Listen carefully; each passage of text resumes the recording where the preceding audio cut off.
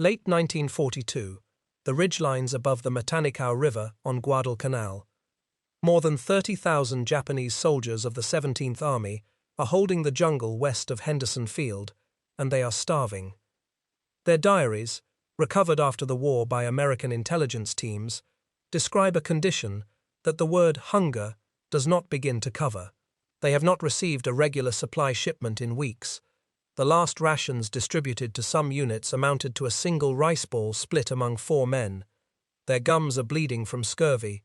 Their uniforms hang from visible ribs. Men are dying in the night, not from American bullets, but from starvation. They simply stop breathing. 2, 3, 5 men per squad, gone by morning. And from those ridgelines, through captured field glasses, those same soldiers can see something they cannot reconcile with their own experience. 800 meters to the east, around the American perimeter at Henderson Field, trucks are moving on roads that did not exist 2 months ago.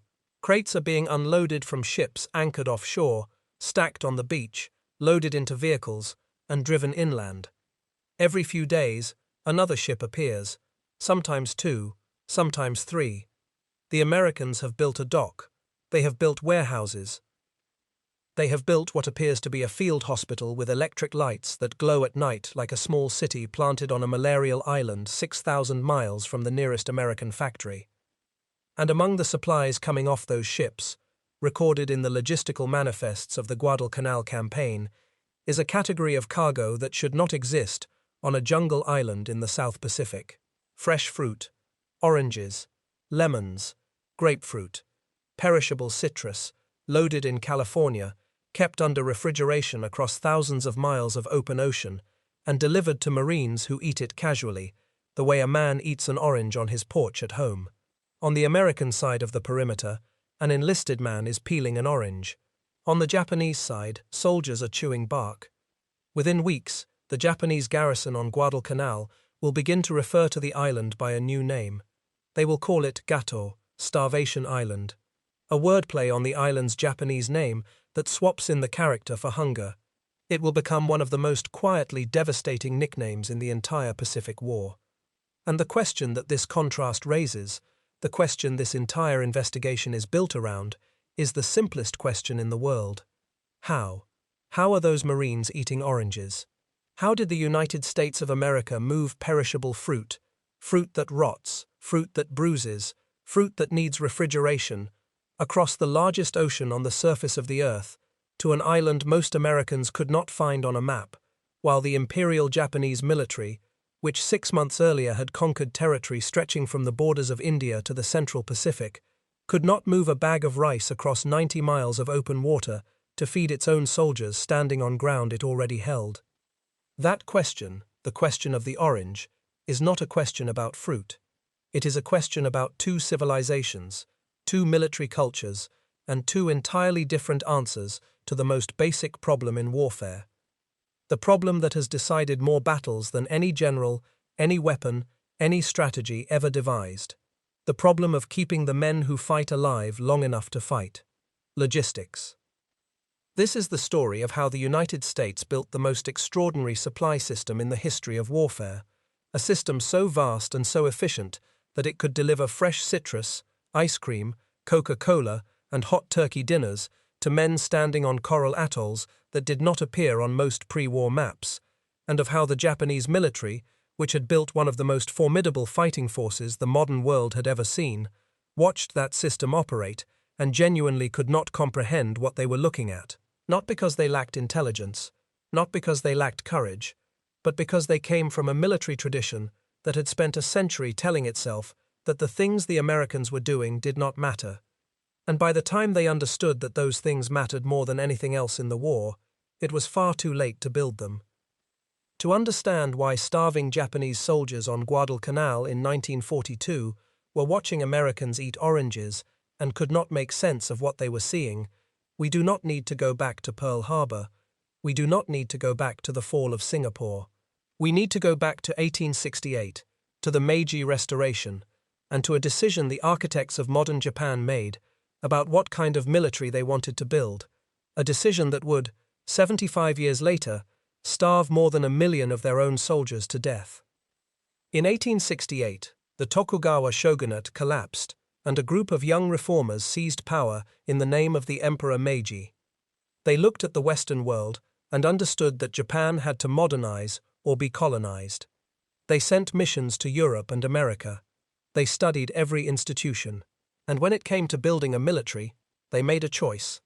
They modeled the Imperial Japanese Army on the Prussian Army and the Imperial Japanese Navy on the Royal Navy.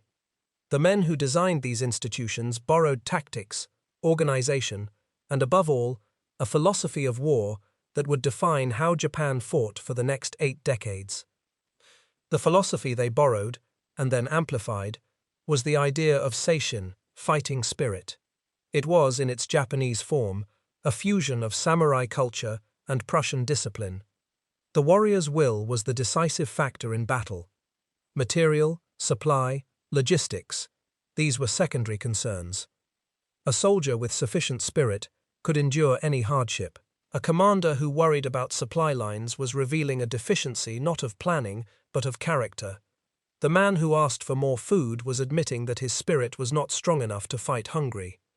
This was not a fringe belief. It was institutional doctrine. In the Imperial Japanese Army, logistics officers were second-class citizens. Transport officers were ineligible for promotion to senior ranks and were scorned by combat officers. At the time of the Russo-Japanese War in 1905, only 4% of military academy graduates were choosing to go into the logistics corps. Supply troops did not complete the full reserve training course and were treated with open contempt. A Japanese infantry captain, who spent his career worrying about rice and ammunition, was not a professional. He was something close to a failure. There is a detail that captures this perfectly. In the German and American armies, a general's staff included a dedicated logistics officer at every level of command. In the Japanese army, logistics were handled as an afterthought, often assigned to the most junior staff officer available. The institutional signal was unmistakable. Logistics was not where serious military minds spent their time. And then, in 1905, something happened that made the problem catastrophically worse. Japan won the Russo-Japanese War. It was one of the most stunning military victories of the early 20th century. A non-Western power had defeated one of the great European empires. The Japanese army had fought at Mukden and Port Arthur with extraordinary courage and determination. The Japanese navy had annihilated the Russian Baltic fleet at Tsushima. The world was astonished. Japan was transformed overnight from a regional curiosity into a global military power. But hidden inside that victory was a lesson that the Japanese officer corps drew exactly backwards.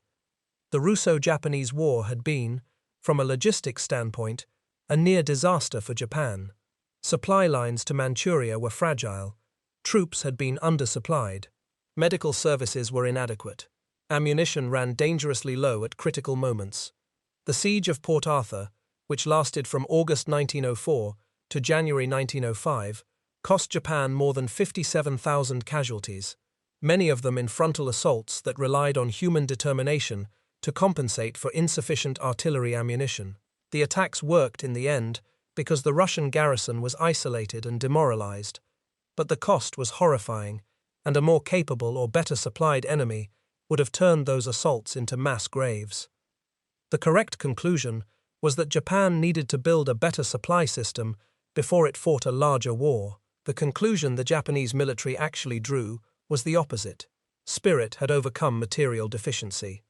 The lesson of 1905 was that Japanese fighting spirit could compensate for anything, including an empty stomach. The lesson was reinforced at every level of the military education system. Cadets at the military academy were taught that the victories at Mukden and Tsushima had been won by spirit.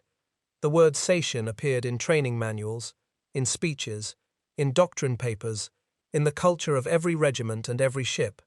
It became the organizing myth of the Japanese military, and myths, when they are embedded deeply enough, become invisible. They stop being beliefs and become assumptions. By the 1930s, no Japanese officer questioned the primacy of spirit, because questioning it was itself evidence of insufficient spirit. Hold that thought. Remember it.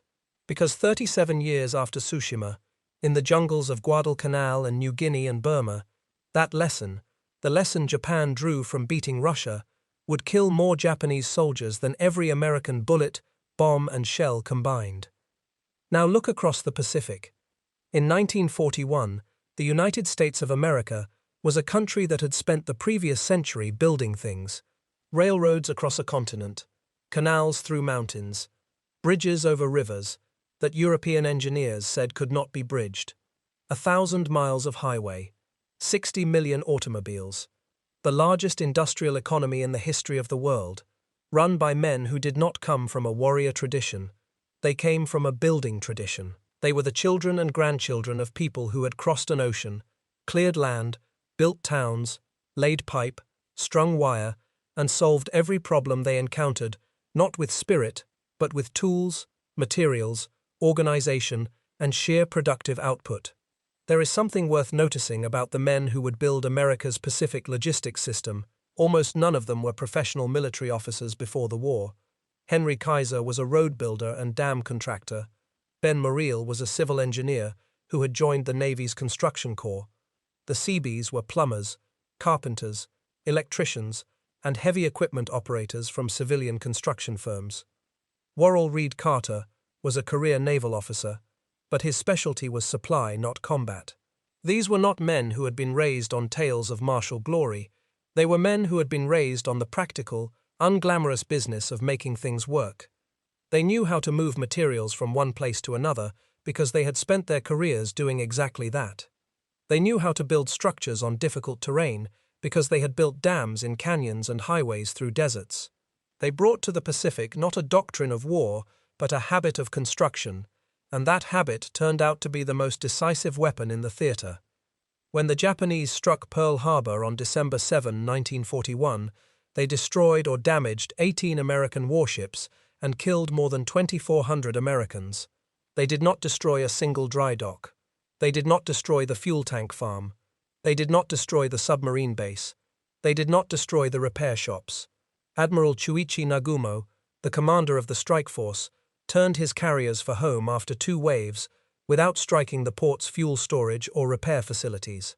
It was a decision that Yamamoto himself would later call a mistake, and that Japanese strategists would debate for the rest of the war. Nagumo had achieved a tactical victory. He had sunk battleships. The infrastructure, the logistics backbone, was left untouched. It was, in miniature, the entire Japanese theory of war: strike the sword, ignore the forge, kill the warrior, ignore the farm that feeds him.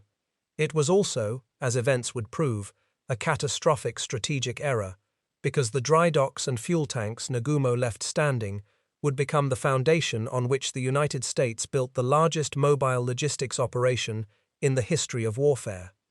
That operation had a name, though almost nobody outside the Navy has ever heard of it. It was called the Service Force, Pacific Fleet. It was commanded from February 1942 by Vice Admiral William Lowndes Calhoun, a man who had survived the Pearl Harbor attack aboard his flagship, and who spent the next 3 years doing something that no admiral in history had done on this scale. He built a navy behind the Navy, a floating civilization of supply ships, repair ships, tankers, ammunition ships, refrigerator ships, hospital ships, tugs, barges, floating dry docks, and yes, floating ice cream factories, that followed the combat fleet across the Pacific and made it possible for American warships to operate thousands of miles from the nearest American port for months on end without returning to base. Calhoun's own description of his job was modest and precise. He said, "We handle everything under the shining sun for the Navy and Marines, which is not actually connected with fighting the ships." That single sentence does not sound like the description of a war-winning operation. It sounds like a description of a support role. That is the point. That is exactly what the Japanese military thought logistics was. A support role. The Americans understood something the Japanese did not. In a war fought across the Pacific Ocean, a body of water covering 64 million square miles, support was not secondary to combat. Support was combat. The side that could keep its men supplied would win. The side that could not would starve. The system Calhoun's command developed had a technical name that captures its philosophy. It was called automatic supply. Under automatic supply, Provisions were pushed from rear bases to forward positions continuously, without requisitions, requests, or reports from the units at the front. The men doing the fighting did not need to ask for food. The food came to them. The supply officers at the rear bases calculated what would be needed based on troop strength, operational tempo, and consumption rates, and they shipped it forward on a schedule that ran like a railroad timetable. If the schedule said that a Marine division on Bougainville would consume 40 tons of fresh provisions in a given week, then 40 tons of fresh provisions were loaded onto a refrigerator ship and sent to Bougainville that week.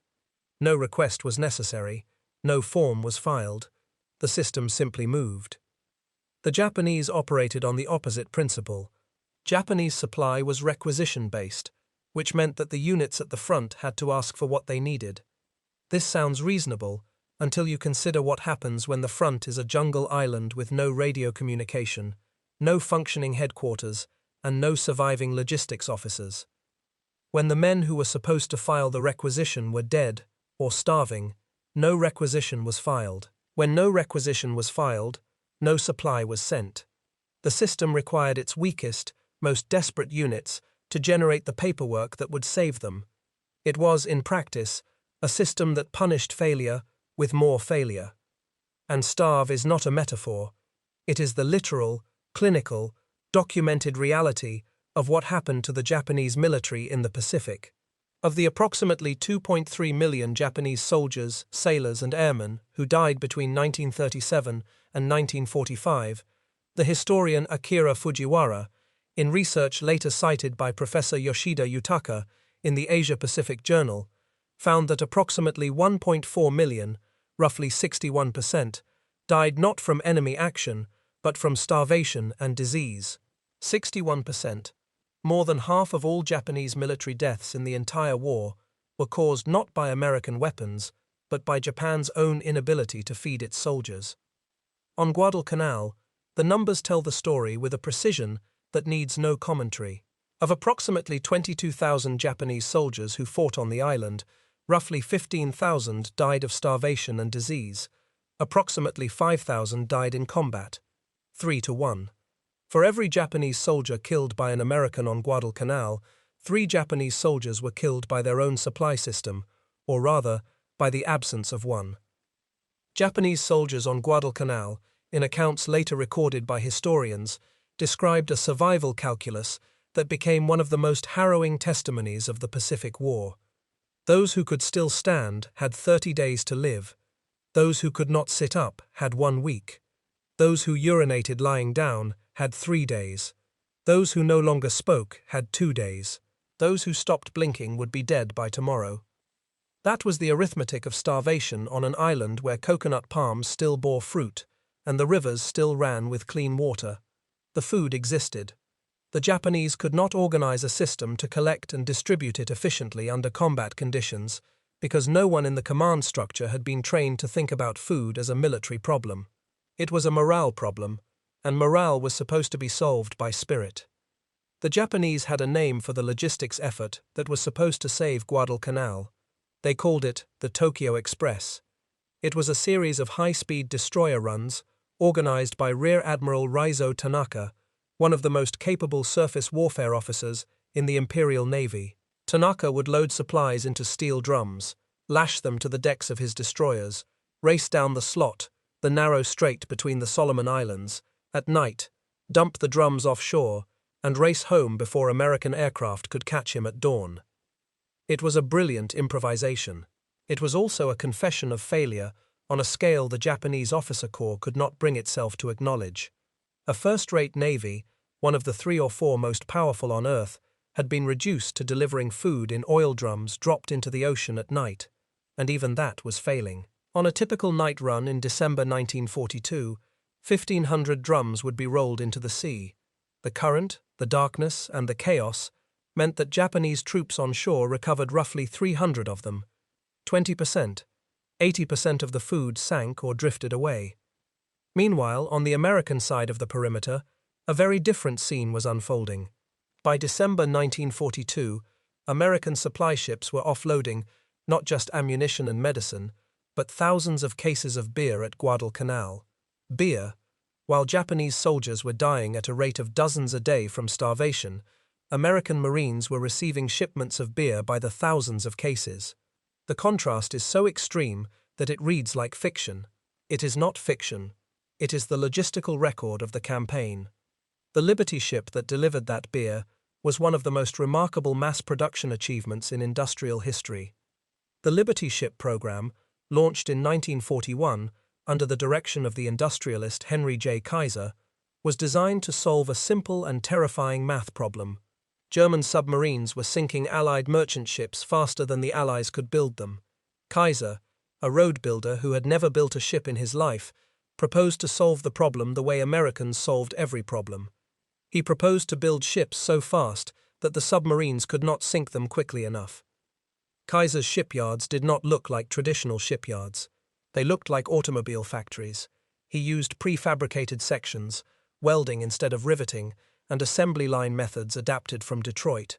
His workers, many of them women who had never seen a ship before 1942, were building vessels faster than any shipyard in history.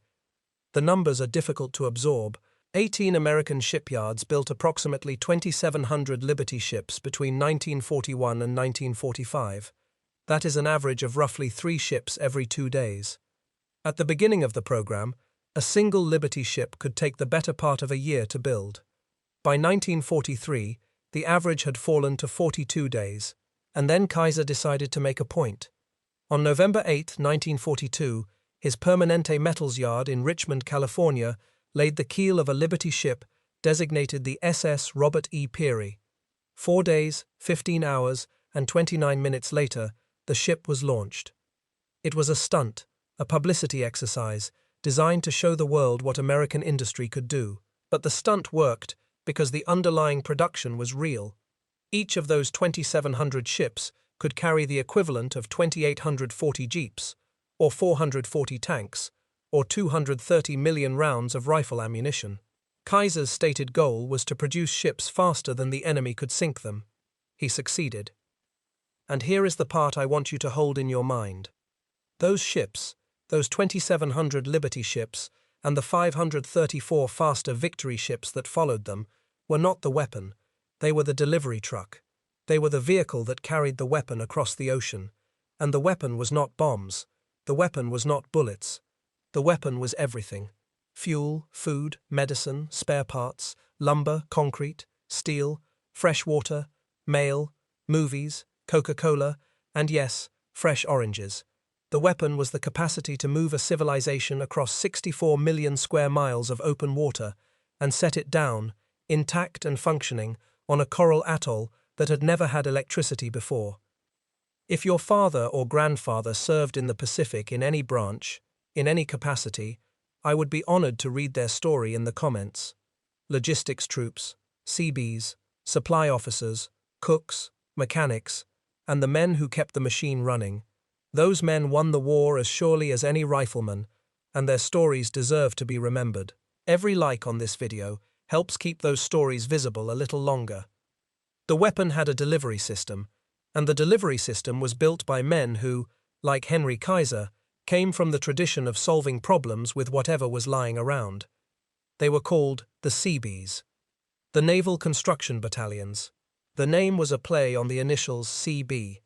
They were established on January 5, 1942, barely a month after Pearl Harbor, by Rear Admiral Ben Morrell, the chief of the Navy's Bureau of Yards and Docks. Their motto was Construimus, Batuimus, we build, we fight. The Seabees were not young men fresh from boot camp. They were, by deliberate design, the most experienced construction workers in the United States, recruited from civilian life specifically for what they already knew how to do. They were road builders, bridge builders, electricians, plumbers, steel workers, heavy equipment operators, and carpenters. The average age of a Seabee in the early battalions was 37. They were men who had built dams during the Depression, paved highways across the Midwest, and wired factories in Pittsburgh. They came into the Navy not to learn construction, but to do construction under fire, on islands that had no roads, no fresh water, no electricity, and no infrastructure of any kind. What the Seabees could build, and the speed at which they could build it became one of the defining features of the Pacific War. On Espiritu Santo in the New Hebrides, a Seabee detachment carved a 6,000-foot airstrip from virgin jungle in approximately 20 days. That airstrip enabled the air attacks that helped break the Japanese position on Guadalcanal. On Tinian, 15,000 Seabees of the 6th Naval Construction Brigade built what became the largest airfield complex in the world, Northfield and Westfield, 6 runways each 8,500 feet long, moving enough crushed coral to fill Hoover Dam 3 times over. No single runway took more than 53 days to complete. Those runways would launch the B-29 missions that ended the war, including the atomic bomb flights in August 1945. By the end of the war, the Seabees had served on more than 300 islands. They had built over 400 advanced bases.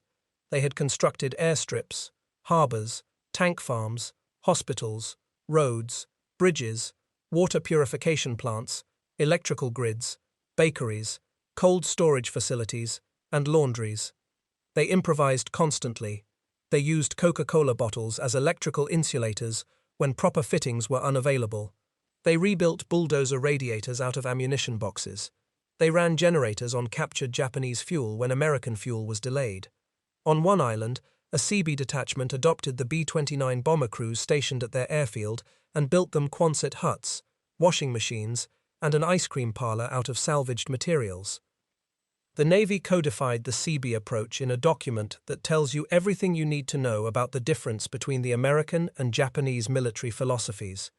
It was called the Catalogue of Advanced Base Functional Components, and it was, in essence, a mail-order catalogue for naval bases. Need an airfield? Page 147. Need a hospital? Page 212. Need a cold storage facility with a capacity of 500 tons? Here are the dimensions, the materials list, the manpower requirements, and the estimated construction time. By the end of the war, the catalogue had grown to hundreds of volumes.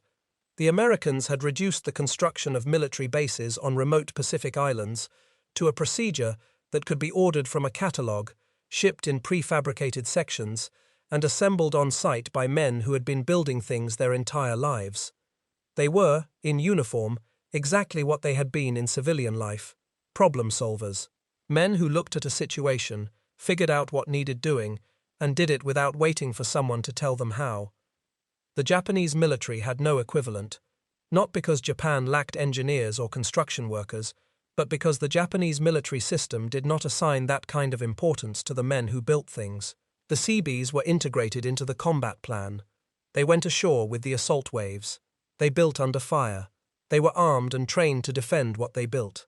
The Japanese construction troops, such as they were labor details, often drawn from colonial populations, assigned to work without meaningful support and without the materials to work with. The institutional gap was not one of skill, it was one of priority. The Americans believed that the man who built the airstrip was as important as the man who flew from it. The Japanese did not. Now, if you have been following the logic of this story, you can see where it leads. The Liberty ships carried the supplies. The Seabees built the bases to receive them. But there was a third piece. The piece that turned a logistics operation into something no military in history had ever attempted. The piece that made Admiral Chester Nimitz call it his secret weapon. It was called Service Squadron 10. Service Squadron 10, designated Servron 10, was commissioned on January 15, 1944, at Pearl Harbor. Its organizer was Commodore Worrell Reed Carter, a quiet, methodical officer who would later write the definitive history of Pacific Fleet logistics, a book called Beans, Bullets, and Black Oil that remains required reading in the United States Navy to this day. Carter's assignment was deceptively simple. Build a mobile naval base that can follow the fleet across the Pacific. A base that can repair damaged ships, refuel the fleet, rearm it, feed it, and keep it operating indefinitely, thousands of miles from Pearl Harbor, without the fleet ever having to return to port. What Carter built was not a base. It was a floating city, and the place where he parked it, in the autumn of 1944, was an atoll so obscure that it did not appear on most pre-war charts. It was called Ulithi. a ring of tiny coral islands surrounding a lagoon roughly 10 miles long and 5 miles wide, located 1,300 miles south of Tokyo, 850 miles east of the Philippines, and 360 miles southwest of Guam. It had been captured without a fight in September 1944 by the 81st Infantry Division. When the survey ship USS Sumner entered the lagoon and took soundings, the Navy discovered that Ulithi could anchor approximately 700 ships, more than Pearl Harbor. Within weeks, Cerveron 10 had turned that empty lagoon into the largest naval base in the world. The scale is almost impossible to convey. By March 1945, 647 ships were anchored at Ulithi at the same time. Just before the fleet departed for the invasion of Okinawa, there were 722 ships in the lagoon, including 15 battleships, 29 aircraft carriers, 23 cruisers, and 106 destroyers. But the combat ships were only part of the picture. Surrounding them, anchored in neat rows across the lagoon, were the ships that made those warships function. Repair ships with machine shops, foundries, and optical laboratories. The USS Ajax had an air-conditioned optical shop that could grind lenses and a metalworking shop that could fabricate any alloy the fleet required, destroyer tenders that could pull a damaged destroyer alongside and have it combat-ready in 48 hours, floating dry docks that had been towed thousands of miles across the Pacific and could lift a 45,000-ton battleship out of the water for hull repairs. The supply ship USS Abatan, which resembled a tanker from the outside, distilled fresh water, baked bread, and turned out pies for the fleet. And then there were the refrigerator ships, the reefer ships, which operated on a continuous 3-ship rotation. One ship anchored at Ulithi, dispensing fresh and frozen food to every vessel in the lagoon. One ship in transit back to a rear base to reload. One ship inbound from the rear base carrying the next shipment.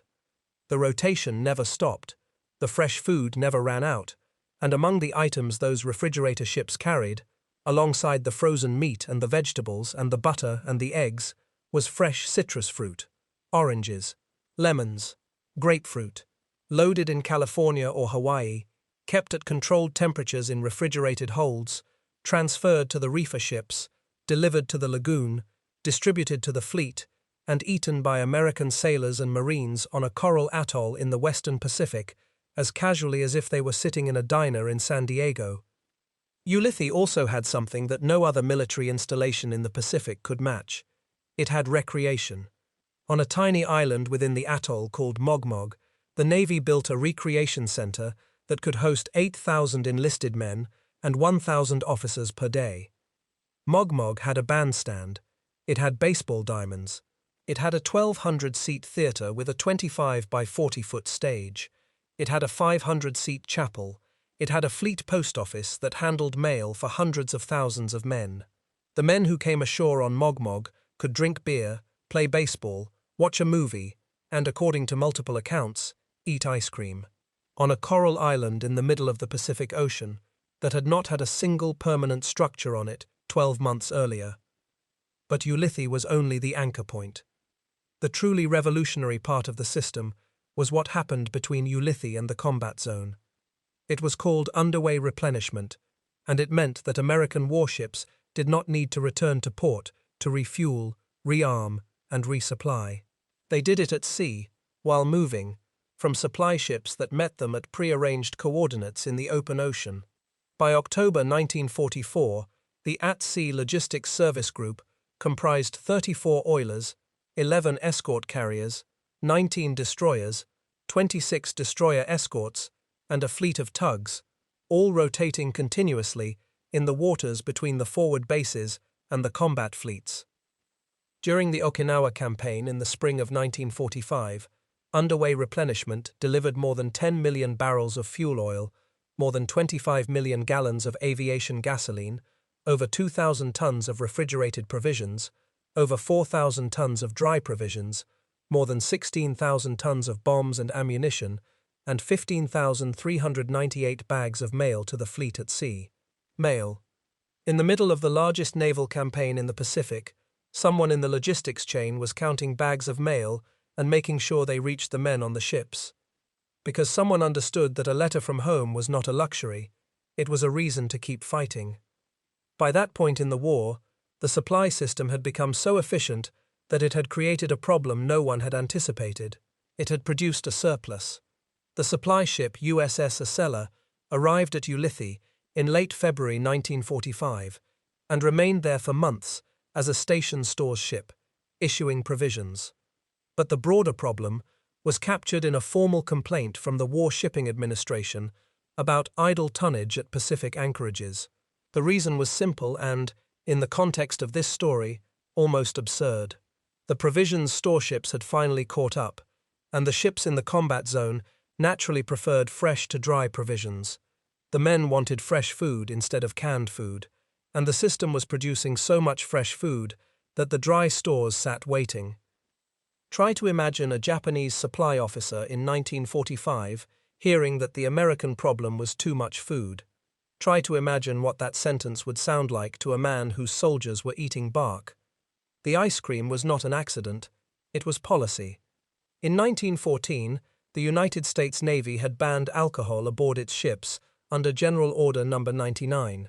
Ice cream had become, over the following 3 decades, the Navy's institutional substitute for liquor. By the time of the Second World War, every American naval vessel larger than a destroyer had ice cream making equipment on board. And for the men on the smaller ships and the men on the islands, the Navy had something else. It had floating ice cream factories.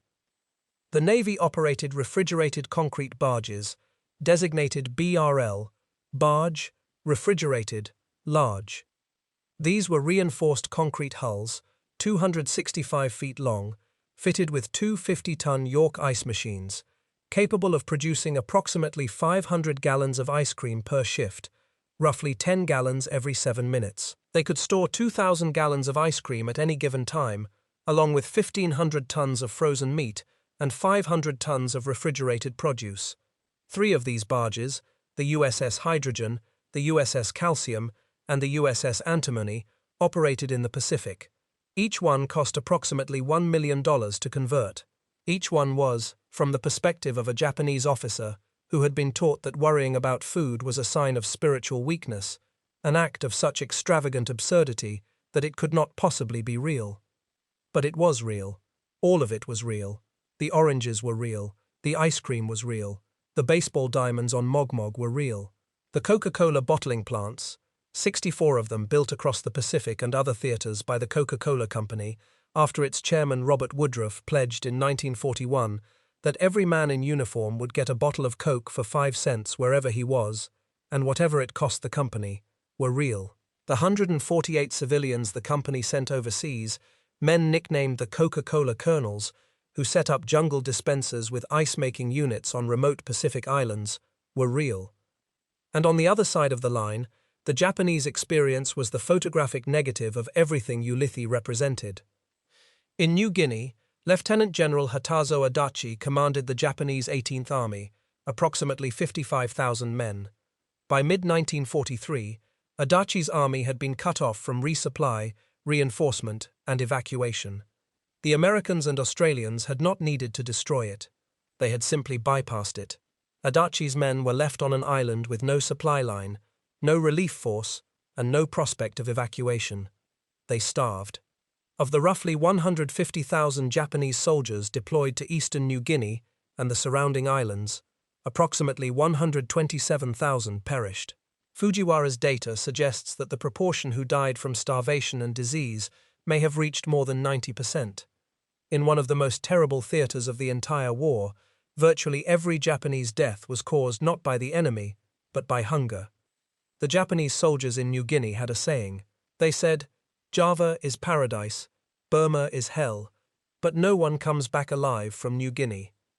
In Burma, in 1944, the Japanese launched Operation Yugo, the offensive against the Indian city of Imphal, which became one of the most catastrophic logistics failures in modern military history. The plan called for Japanese divisions to cross mountains and jungle to attack the British positions at Imphal and Kohima. The supply plan, if it can be called that, was a study in institutional delusion. Officers and men were told to carry maximum provisions on their backs. elephants and oxen were to haul additional stores. When the provisions ran out, the oxen were to be eaten. When someone pointed out that eating the oxen meant no one would haul the equipment, the question was not answered. When food ran out entirely, personnel were told to be prepared to eat grass. They did. The offensive collapsed. Tens of thousands of Japanese soldiers died of starvation on the retreat from Imphal. The road back from the front became known as the White Bone Road because of the skeletal remains that lined it. In the Philippines, as many as 80% of Japanese military deaths were attributed to starvation and disease, according to Fujiwara's research. On small bypassed garrisons across the Pacific, the figures were even worse. On the tiny atoll of Waleai, the death rate among ordinary soldiers reached as high as 82%. And in every one of these places, the Japanese military's failure was not a failure of courage. It was not a failure of tactical skill. It was a failure of a military culture that had spent decades telling itself that logistics did not matter, that the warrior's spirit was enough, that asking for food was a weakness, that the man who worried about supply was not a real soldier. The inter-service rivalry made it worse. The Japanese Army and Navy operated as essentially separate military forces that happened to be fighting the same war. They competed for shipping, for factory output, for raw materials. They maintained separate air forces, separate communications networks, and separate supply chains. At a conference during the Guadalcanal evacuation, a Japanese army officer confronted a Navy counterpart with a complaint that captured the dysfunction in a single sentence. He said, "You landed the army without arms and food, and then cut off the supply. It is like sending someone on a roof and taking away the ladder." Now here is the question that makes this story more than a logistics lesson. The question is not why the Americans had more. Of course they had more.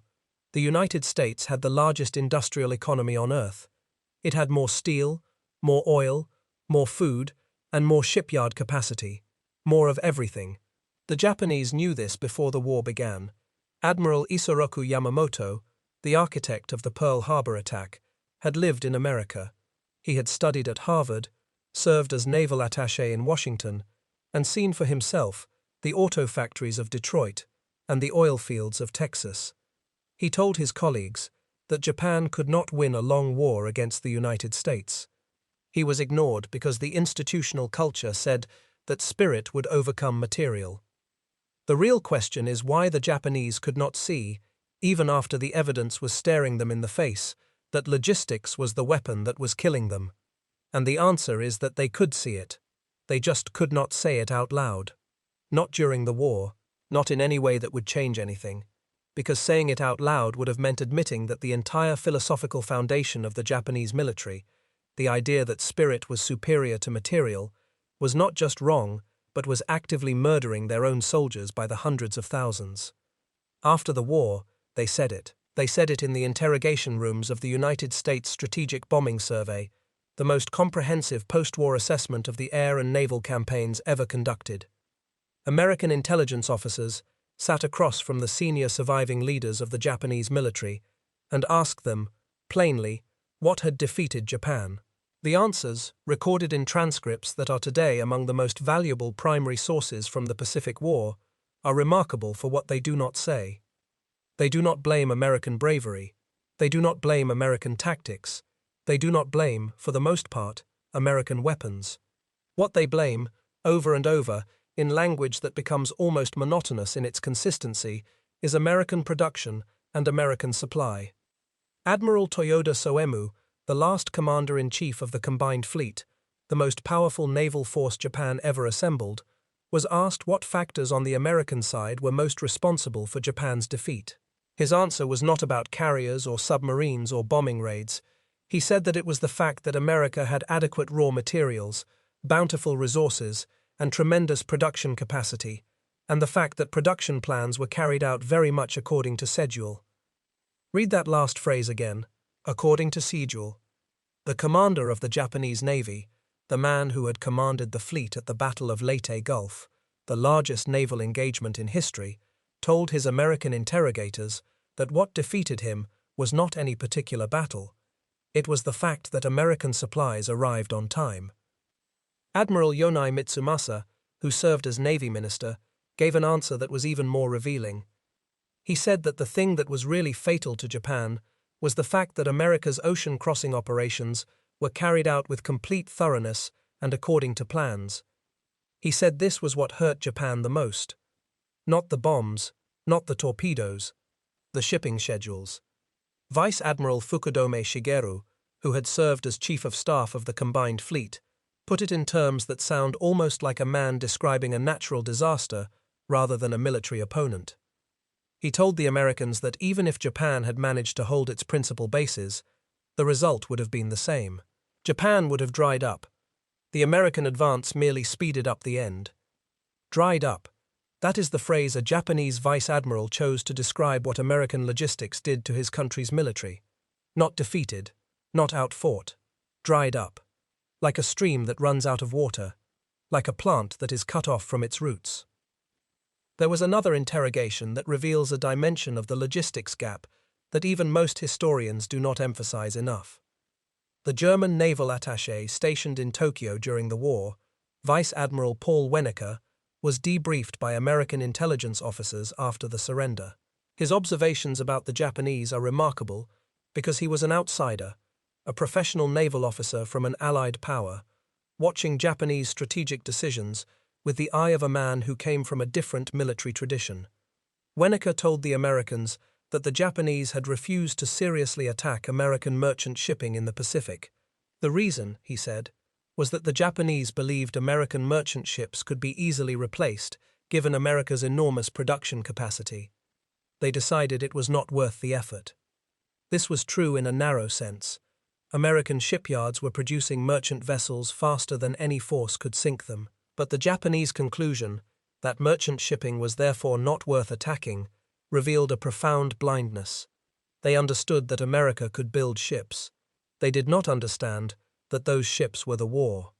Every merchant ship that crossed the Pacific carrying ammunition, fuel, food, and fresh oranges was an act of warfare as decisive as a torpedo salvo. The Japanese Navy sank warships, the American supply fleet won the war, and the Japanese never grasped the difference until Fukudome sat in that room and said the word that explained everything: dried up. And here is what makes those interrogation transcripts different from the post-war memoirs that Japanese and German officers would later write. In the memoirs, the officers tend to blame politics, bad luck, or Hitler, or Tojo, or the weather, or the terrain. They tend to protect their professional reputations. In the interrogation rooms, in the months immediately after the surrender, they were not yet writing for posterity.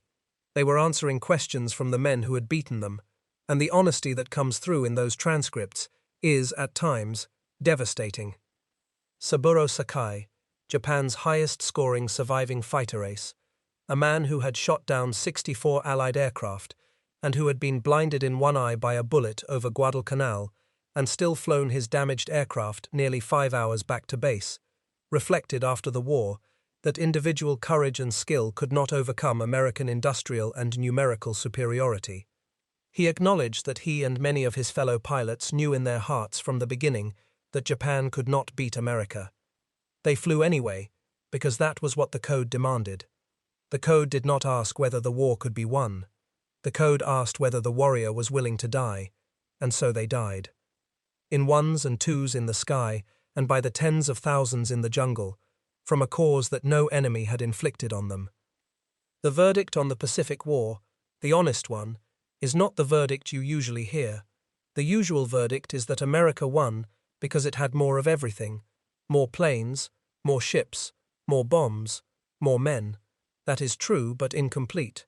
Having more of everything does not help if you cannot get it to the right place at the right time. The Soviet Union in 1941 had more tanks than Germany. It lost most of them in the first 6 months because it could not supply, repair, or coordinate them. The real verdict is that America won the logistics war because it treated logistics the way the Japanese treated combat, as a matter of national identity and institutional priority. The Americans did not stumble into their supply system. They built it. They designed it. They staffed it with their best engineers, their most experienced construction workers, their most creative problem solvers. They gave a road builder named Henry Kaiser the the contract to build ships and let him reinvent shipbuilding. They gave a rear admiral named Ben Morrell permission to recruit 37-year-old construction foremen into the Navy and let them build bases under fire. They gave a commodore named Worrell Reed Carter a fleet of support ships and told him to keep the fighting fleet at sea indefinitely, and he did. They did this because they came from a culture that believed building things was as honorable as fighting, a culture in which the man who laid the road was not inferior to the man who marched on it, a culture in which logistics was not a dirty word, and the quartermaster was not a lesser soldier. The Japanese came from a culture that believed the opposite, a culture in which the warrior's spirit was supreme and the man who carried the rice was invisible, a culture in which asking for supply was a sign of weakness, and dying of starvation was, in a terrible way, more honorable than admitting that the system had failed. The result was predictable, and it was measured not in territory lost or ships sunk, but in bodies. More Japanese soldiers died of starvation and disease during the war than were killed by every Allied weapon combined. An army that was not defeated by its enemy so much as it was consumed by its own philosophy. So here is the answer to the question that Japanese soldiers asked on those ridgelines above the Matanikau River, watching the Americans eat oranges. How did they get those oranges here? The answer is a Liberty ship built in 42 days by a workforce that included women who had never seen a ship 2 years earlier. The answer is a refrigerator ship running a 3-vessel rotation that never stopped. The answer is a Seabee detachment that built a dock, a road, a warehouse, and a cold storage facility on a malarial island in 3 weeks.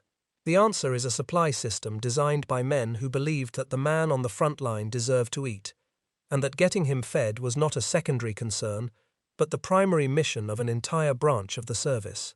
The answer is a concrete barge making 500 gallons of ice cream per shift, because someone in the Bureau of Supplies and Accounts understood that morale is not a luxury. The answer is a country that looked at the problem of moving perishable fruit 6,000 miles across open ocean to a coral island with no refrigeration, and said, "We will build refrigeration." The Japanese answer to the same problem was to tell the man on the front line to eat grass, and then, when he died of starvation, to call his death honorable. Every scene described in this investigation is drawn from the documented record. The starvation on Guadalcanal is confirmed in Japanese diaries, post-war testimony, and the research of historian Akira Fujiwara. The orange is real. American troops on Guadalcanal received fresh provisions, including citrus fruit, through the supply chain described here. Vice Admiral Calhoun was real. Commodore Carter was real. Henry Kaiser was real. Rear Admiral Ben Morrell was real. The Seabees were real. Cerveron 10 was real. Ulithi was real. The ice cream barges USS Hydrogen, USS Calcium, and USS Antimony were real. The 2700 Liberty ships were real. The Coca-Cola Colonels were real. Admiral Toyoda sitting in an interrogation room telling the Americans that what defeated him was the fact that their supplies arrived according to schedule was real. And the Japanese soldiers who starved to death or died of disease in the jungles and on the islands, while their high command told them that spirit was more important than rice, they were real too. They had names. They had families. They had written letters home that arrived months late or not at all, because the ships that should have carried the mail were at the bottom of the ocean, sunk by submarines that the Japanese Navy had declined to hunt, because, as the German naval attaché in Tokyo reported to the Americans after the war, the Japanese believed that merchant shipping could be easily replaced. It could not be replaced. Nothing about the Japanese logistics system could be replaced once it began to fail, because the system had never been built to sustain a long war. It had been built to win a short one. When the short war did not come, the system did not bend. It broke, and the men at the end of the supply line, the men in the jungle, the men on the islands, the men who had been told that their fighting spirit would see them through, discovered that spirit cannot be eaten. The Americans on the other side of the line never had to learn that lesson. They already knew it. They had always known it. They came from a country that fed its people first and philosophized about it later. They came from a country where the question was never whether the men deserved to eat, The question was how to get the food there. And when the answer to that question turned out to be the largest floating logistics operation in human history, they built it. Not because they were better people, not because they were braver or more noble or more worthy than the Japanese soldiers who starved, but because they came from a civilization that had spent 150 years answering the question, how do we get this thing from here to there, and had gotten very, very good at it. If this investigation gave you something to think about, hit that subscribe button. The next chapter is coming, and there are more of these stories than most people realize. Stories about the men who loaded the ships and drove the trucks and built the docks and baked the bread and made the ice cream and delivered the mail and did the 10,000 invisible things that kept the men with rifles alive long enough to win. Those men never got the medals. Most of them never got the recognition. But without them, every beach landing fails, every island campaign stalls, every offensive dies on the vine. They were not the sword, they were the hand that kept the sword sharp. And they deserve to be remembered not for the battles they fought, but for the one thing about them that the Japanese military, from its highest admiral to its lowest private, never understood until it was too late. The thing about those Americans was not their weapons, it was their oranges.